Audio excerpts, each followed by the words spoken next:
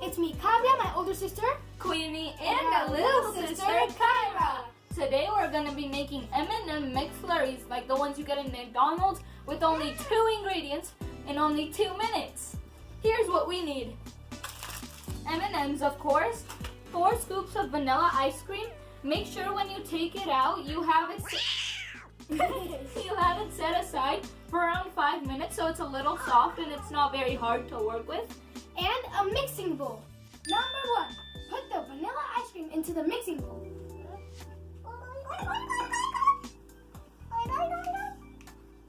We have put the M&Ms into a Ziploc bag. When you put it in the Ziploc bag, make sure that the seal is tight. Now we're gonna crush the M&Ms. Make sure you don't crush them too much. We still want them crunchy. We don't want them to be powder, so just a little. Doing a great job. Looks so pretty, Caillou. You like all the colors? Yeah. Now we're gonna put them into the ice cream. Caillou already can't wait. I can wait to see myself.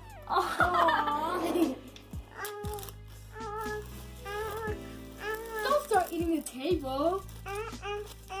Okay, now just mix it. Gently, because we don't want it to be a liquid.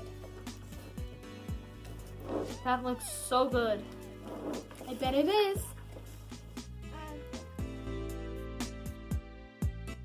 Okay, here we have some chocolate sauce and some crushed M&Ms.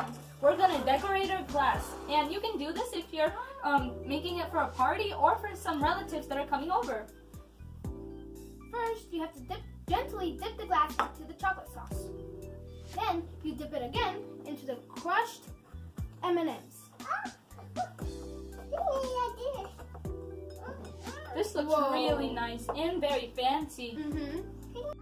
Time to taste. Oh, you gotta taste first.